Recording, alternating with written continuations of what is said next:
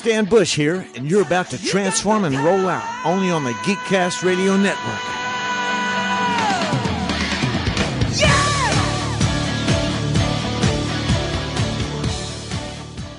Hey, it's Jesse Rass here, and you've made the great escape into comics by jumping inside the pull bag today. Catchphrase. You've just jumped inside the pull bag. Join TFG1 Mike and the rest of the comic crew here at the GCRN as they make their great escape into comics. From DC, Marvel, and Image to IDW, Boom Studios, and Zenescope, we have everything right here. We cover things like Transformers, He-Man, superheroes, TMNT, and Radiant Black. Yeah, we have all that and so much more.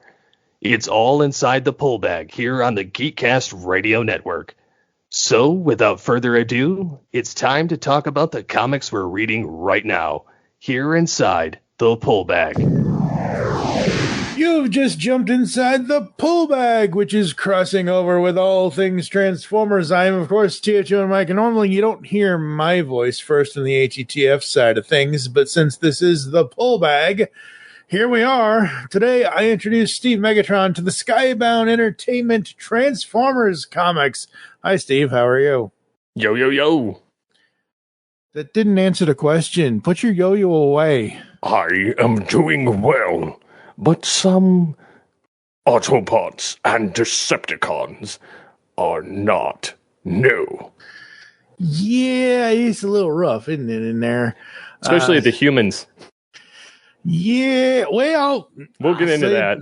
Let's say this. The humans are, I don't know. They're caught in the middle, aren't they? Today we will be discussing Volume 1, Robots in Disguise from SkyBound, which collects issues 1 through 6 of the ongoing Transformers series.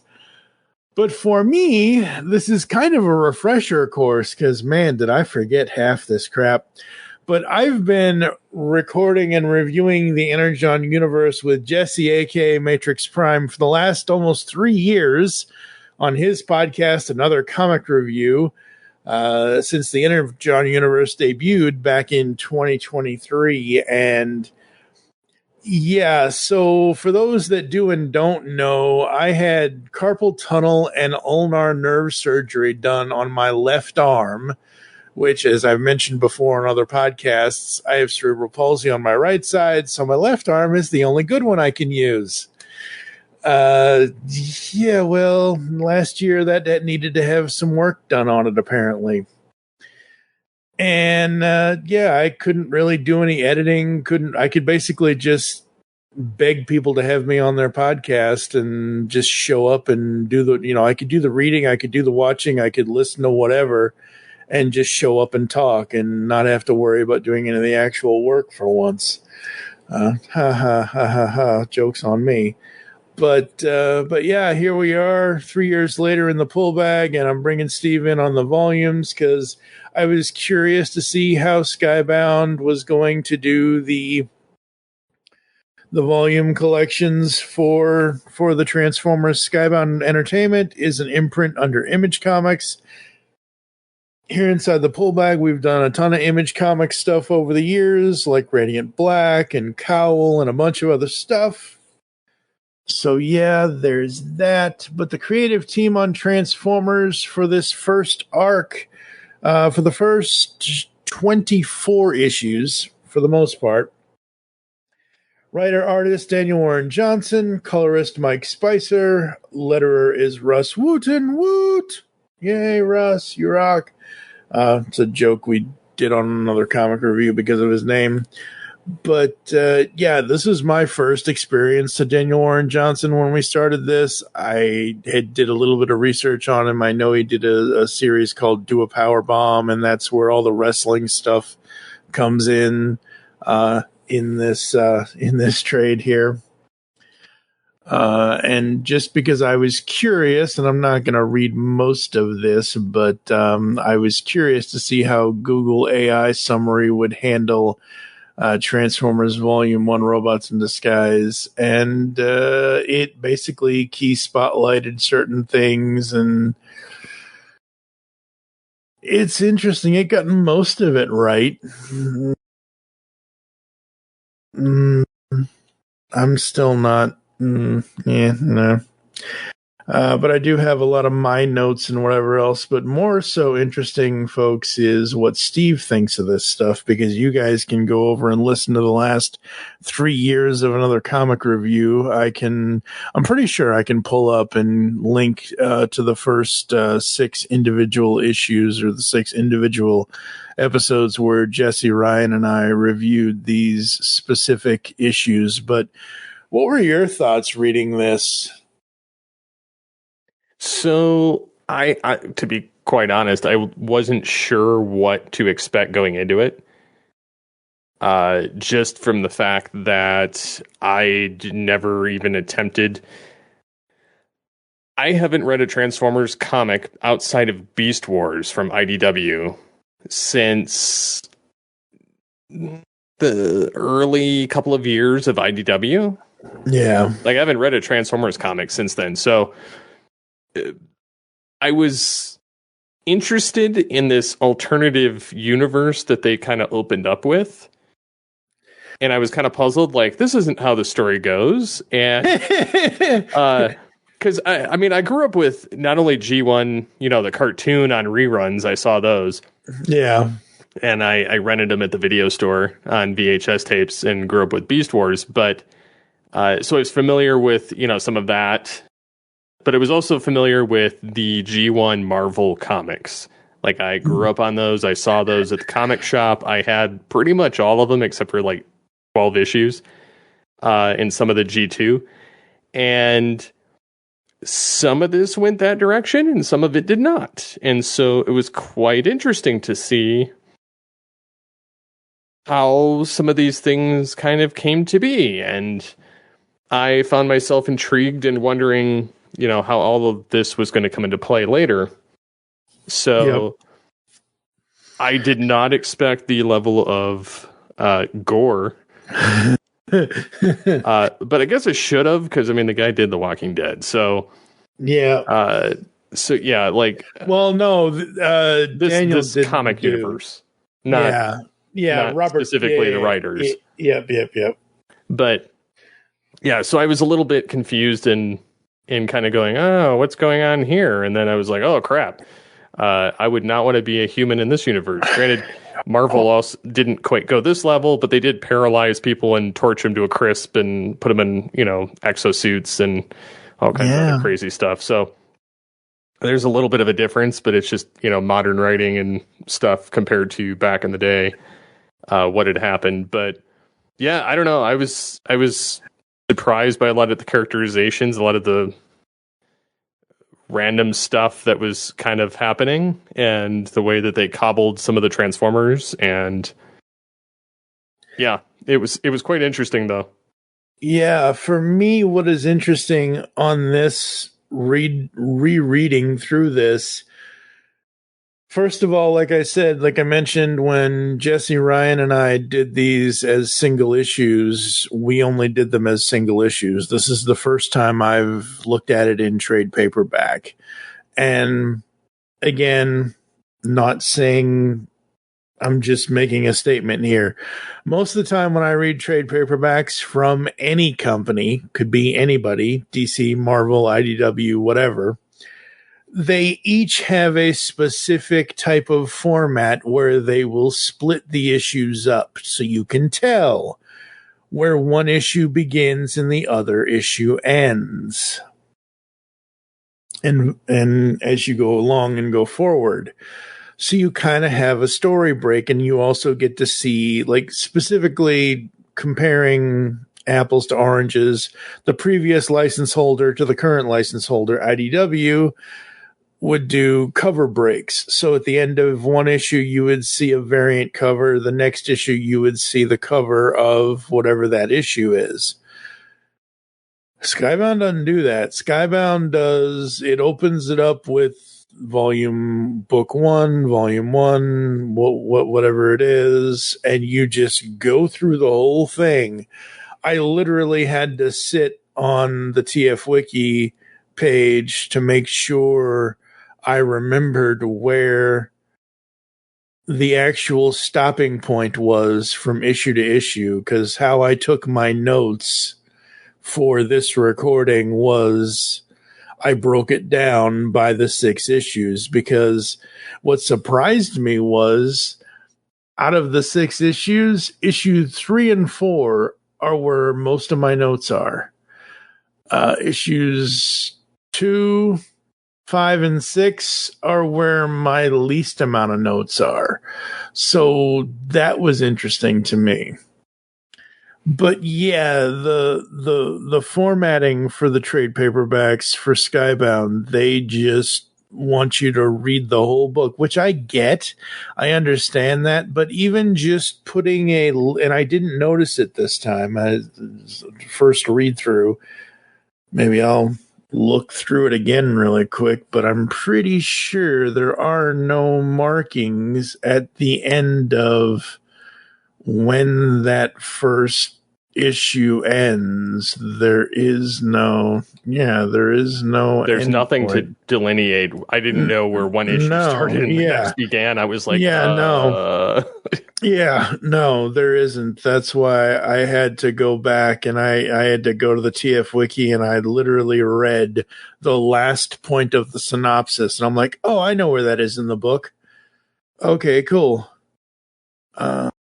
Which I guess technically, if you want to read this as a whole book, that works. As a whole story that is uninterrupted, that's great. But again, I don't know. It is what it is. But for me, as someone who usually breaks these down issue by issue for taking notes for a podcast, it was a little unhelpful. And Daniel Warren Johnson had said in interviews leading up to this and right after the first issue had been published, that it was his dream to create his own version of Generation 1. And it is his own version. And he had said that he grew up with the toys, grew up with the cartoon, grew up with the Marvel comics, but he was more so into the cartoons. So in that first issue here, you see that it feels familiar, like we know kinda, but oh no, he changes it up a lot, and that's good. So we don't just feel like it's the cartoon in comic form. I actually think it's kind of cool and funny seeing Transformers doing wrestling moves. I don't think I've ever seen that before. It was quite humorous, actually. Prime doing, like flipping the Decepticons over his back. Yep. And I was like, okay, he really took him out. Yep. Yeah, Optimus Prime's FU or AA's Skywarp, that was crazy. That happens in issue 3. That was nuts. I like Daniel Warren Johnson's writing in this story. I think the writing is good. I like the art in this first arc for the most part. I like his art throughout most of his run, but towards the tail end of the run, I kind of got tired of him at the very tail end. Like by issue 17 or 18, I'm like, okay, what's next? So we'll get to that eventually. Not today, though. I do like Spike and Carly here in this, but I feel like they were kind of throwaways. Like Carly was more of a character than Spike, and Spike spent most of it out of commission. Yeah. And Sparkplug they called Sparky. Yeah, that's fine.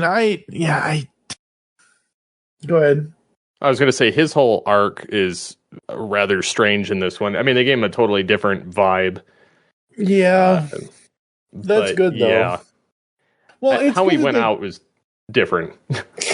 Yeah. Well, it's been 3 years. I think we can spoil it at this point. He became one with the Matrix. He became one with the Matrix. And I'm like, wait, what? I just still to this day do not understand that. And I still don't understand. And I took more of a note of it now versus 3 years ago. How is he going to open the Matrix to save Spike when he ain't got no other arm? He doesn't have a he's like me. He's Mr. One Arm. Like, I don't understand that. I know I'm very nitpicking on this here, folks, but Optimus only has one arm. Don't you need two hands to open the Matrix? Like, especially finger holes? Like, I mean, come on. That happened in issue 4.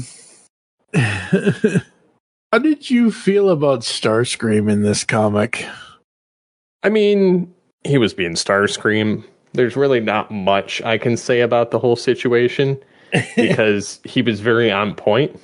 I could totally see him, you know, he did shoot Skyfire in the cartoon. I could see him raking over one of his buddies over the coals to fix himself. I could see him kicking Ravage because he's like, no, we need a bigger fighter. I really don't see any difference in his personality per se. I mean, I guess I see a little bit more of like the Machinima, you know, Power of the Prime saga, the self-preservation and but also the, you know, I'm going to take him out. I'm the leader, blah, blah, blah. G1 never really got that because he got torched before he got to that point. Yeah. And I feel like the G1 comics from Marvel and, you know, Transformers Animated and, you know, Transformers Prime and, you know, all these other mediums have done it pretty much to the same degree. The only thing is flesh creatures squish. Yeah, that's where I was going with this because that's the only thing that struck me weird is he's like, ooh, squishy, you know. And, I would have expected more of the quick strike approach of, you know, oh, you mean with all those hairy critters on them? Yeah. You know, like running away. Like, that's kind of more the vibe I was expecting, not squish. Like, I could see him sitting out there with a magnifying glass, like, torching them on purpose. Yeah. Just for the funs of it. Yeah, but Starscream apparently likes his violence parties in his own words. Oh my god. Like, and again, I get it. Daniel Warren Johnson, I believe, said Starscream was his favorite character. So I get it. You're going to write your favorite character the way you want to write him, but damn, that was a little much. I love seeing Devastator. That was awesome. And Prime attacked him too. Yup. Oh man, we got it. Oh boy. So where does that happen? It's Mitch, okay, where is he? So that's how Optimus lost his arm. 'Twas the damn humans in Skywarp. But I had forgotten that the humans started it. The human military, it wasn't Sparky, but it was the human military guys that shot at Optimus and kind of basically tore his arm off-ish, and then Skywarp really tears it off. So that's how I forgot how Optimus lost his arm, because I haven't gone back and read these issues. Like, we're up to we just finished issue 32 as of this recording.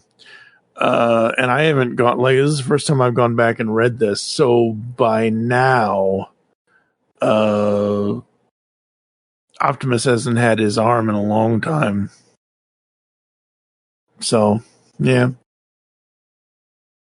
But Optimus not having his arm, he's got to find a replacement arm. And apparently, he's got one in the back of his trailer he can use. Oh, I can't use that. No, I can't use that. Oh, come on, Optimus. What could it hurt? Yeah, I love the fusion cannon that he used against some of the Decepticons, and he told Starscream, "Oh, like you haven't been at the end of this barrel." Like, I was like, okay, that was good. I was like, that was pretty cold, but it was good. Yeah.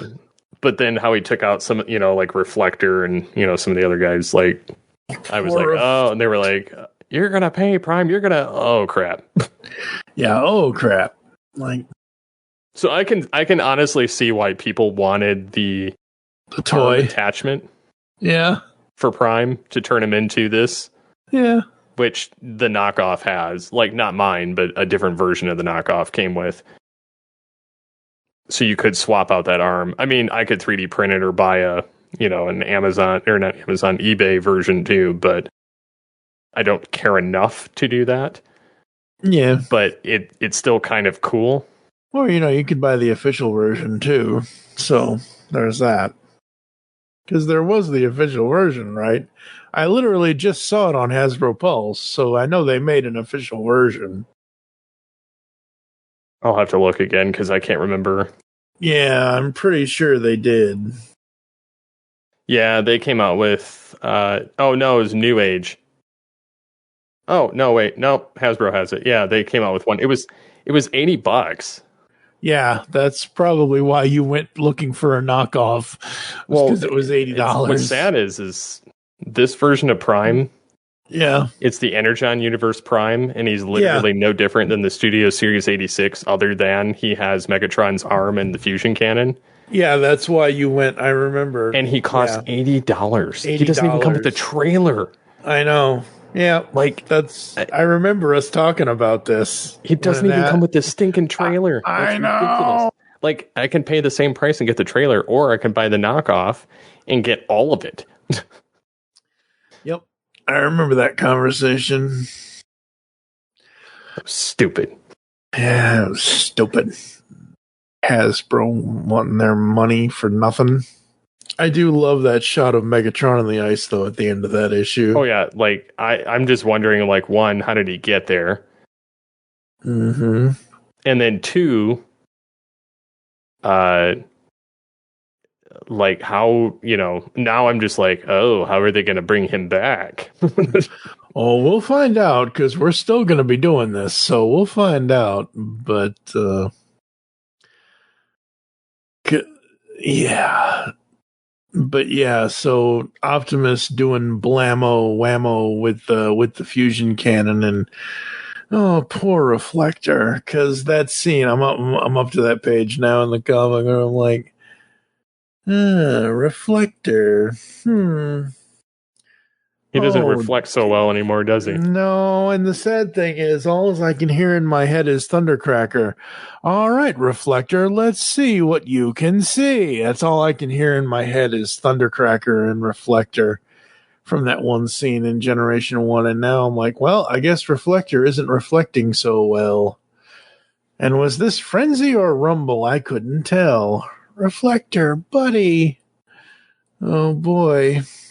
And since it's Generation 1 cartoon, I'm assuming that's Frenzy. That just bit the bucket. I do love the way he drew RC's alt mode when she saves Carly. That is cool. I'm surprised she didn't get the squish treatment.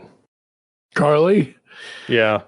I saw the bones cracking. It was like crack, crack, crack, crack. And I was like, oh, great. She's going to be paralyzed in Chip Chase.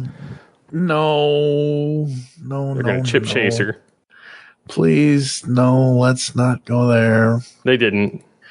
Thankfully. And then we bring in the heavy metal with the Constructicons and Devastator. I was like, how the heck did they get repaired so quickly to just magically be there? I'm like, I had to have missed something, because like I was like, why? How? So let's see. They have Skywarp and Teletran 1 now, right? Right? Because that's what they needed. They needed and then he and Starscream go for a that's issue 5. Thundercracker gets woken back up, and then he sees that Skywarp made his Thundercracker got woken back up, sees that Skywarp made his sacrifice, because Skywarp is now a part of Teletran, because that's how, because the Decepticons have moved into the Autobot base. So that's how the Constructicons got. I knew I missed something there. Like, I was reading through it, and I'm like, I'm confused. Yep. Which I think a second read probably would have gotten me there, but... Yep, that's how they did it. Yeah, because the Autobots are outside the Ark, which means the Decepticons are inside the Ark. So that's how they have them. And then Devastator just goes on devastating. And you got Cliffjumper and Starscream inside the Ark fighting for all that it's worth. And then Optimus on the slab. And the Matrix, take it, falls to the ground, as all MacGuffins do. And that's when, that's when Sparky walks into it. Which, again, I thought was really strange. He's like, I'm just going to waltz my butt right into the center of the Matrix. But I was like, what? It was a weird choice, but I get it. It's I don't know. Hey, it's one less human we have to deal with. Is true. Yeah, and then although I didn't mind him as much, I feel like Spike is going to be a whiner. I honestly could not tell you. I honestly do not remember, so that's one of the reasons why we're doing this in trade. Because I mean, y'all can go back and listen to the next trades, the next episode 7 through 12. I don't remember. Like, Spike wakes up at the end. The very last page of this is Spike wakes up. Where's my dad? He had to write it on a note. Well, because I mean, he's he's got a breathing apparatus on his face, but so overall, I like it. I still like it. This first arc, I think it's a good arc. I think it's interesting. I like the characters that Daniel Warren Johnson used. I think they're all very season 1, generation 1 characters for the most part. Maybe a little bit of season 2. Blaster was there. Blaster was there. That was all I saw of season 2. And season 3 with RC. Okay, there's a little bit of mixing. There's sprinklings of stuff, yes, but for a Generation 1 comic that is new to this generation of Transformers fan, 2023 to 2026, whatever, however you want to say it, I think this is a good retelling of Generation 1 in his own style, in his own art style and writing style.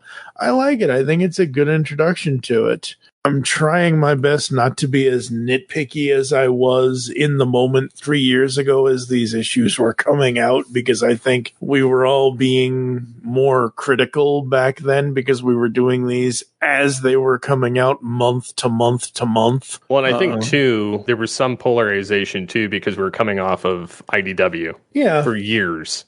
Yeah. Like, I wasn't the biggest fan of it, so I didn't care either way. But now that this has been out, numerous trades later, I'm like, maybe it's time. Well, and plus I was going to have you do it anyway, because we're going to do a lot of that.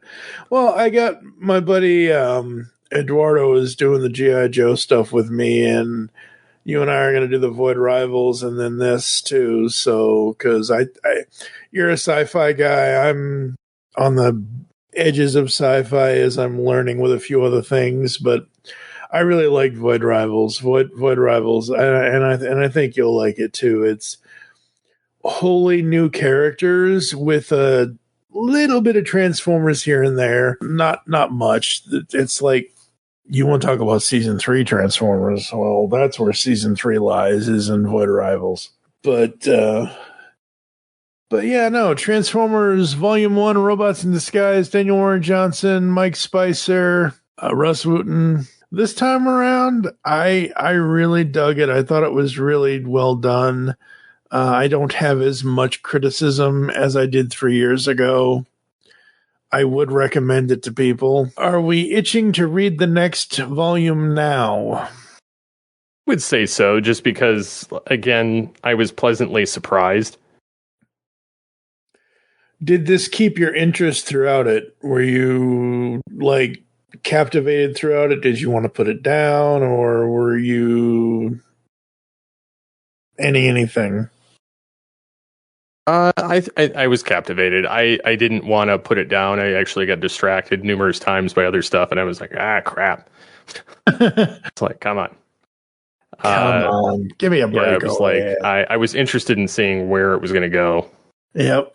All right. 0 to 5 with half points on the Geek Meter. What are we going to give Transformers Volume 1 Robots in Disguise from SkyBound Entertainment? I can't give it a perfect score, but I'll give it a 4 out of 5 just because the robot squishing stuff, and I felt like some of the dialogue and the way that the MacGuffins of Prime constantly like, can I throw the Matrix at it? Those kind of grated on me, but otherwise, like, I felt like it was pretty good. Yeah, I'm right there with you. 4 out of 5. Really good. So that's where we are on that. This is Volume 1, as I mentioned. We're going to take a quick podcast ad break. Here's some podcast ads and some other stuff. We'll come back to close the show right after this. The time for the battle approaches. Autobots, transform! Roll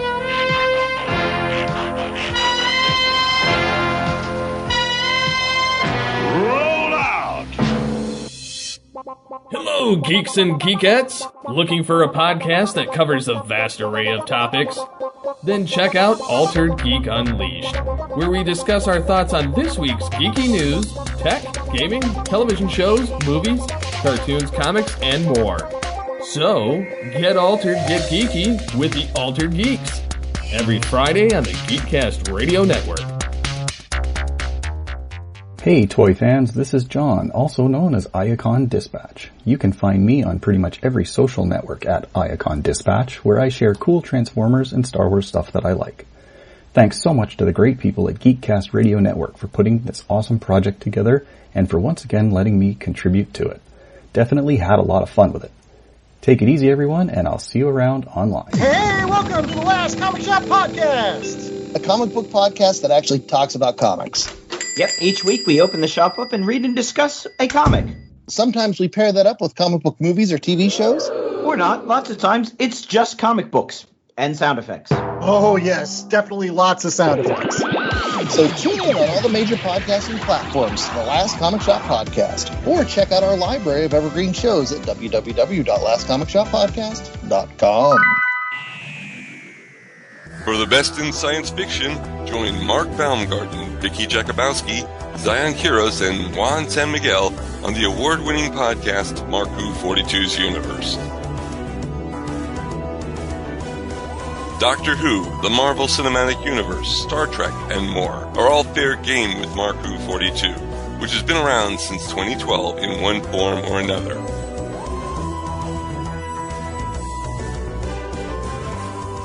Marku 42's Universe is proud to be a part of Geekcast Radio Network, the best place to get your geek on.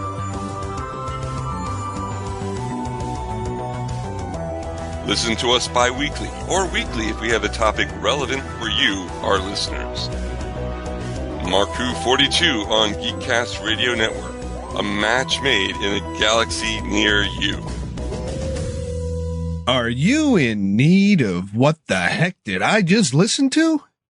Are you in need of a laugh at the expense of the internet? Boy, do I have a treat for you. Here at Lyrically Audacious, we turn just about anything into music. Visit us now at youtube.com/@symbol lyrically audacious, all one word. So swing by, have a laugh. Stay lyrical, stay audacious, here at Lyrically Audacious. Grab your helmets because it's time to assemble Mask. Mask Mayhem is here with your hosts TFG and Mike, Optimus Solo, and brand new host Toon Master Tim. This podcast covering all 75 episodes of Mask will feature in-depth analysis of every episode, talking the toys, and more.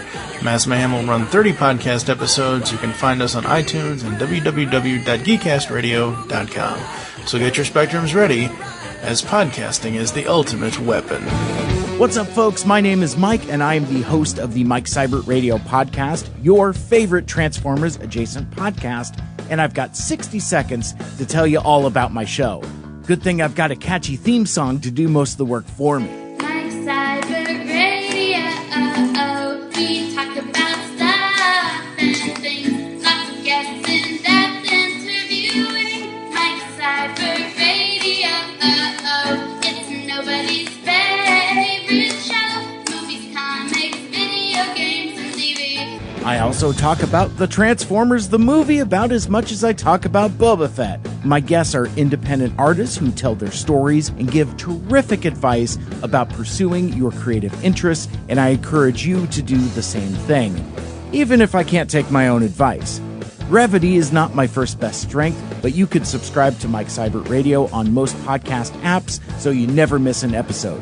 Make good choices. It's time for Mike Cybert Radio. Discover a world of vintage and modern toys that's more than meets the eye with the Triple Takeover Toycast. Hosted by toy writers and photographers Toy Box Soapbox, 6O, and TF Square 1, this informal and chilled out series of discussions cover everything from vintage Transformers to Mask, Diaclone, Microman, and more, be it nostalgic or current. Whether you're a seasoned collector or a casual robot enthusiast, all are welcome. Triple Takeover Toycast.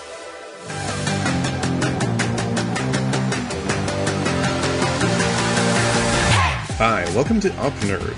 What is Up Nerd? Up Nerd is a podcasting network of shows hosted by me, The Uneven Flow. People have told me I like to talk at them about a pretty wide range of topics, comics, games, movies, books, whatever, and now I'll be able to talk at you. Along with the weekly show will be 2 bi-weekly shows. First we have Find You Pick, a show where one host picks a movie, then both hosts have to watch it.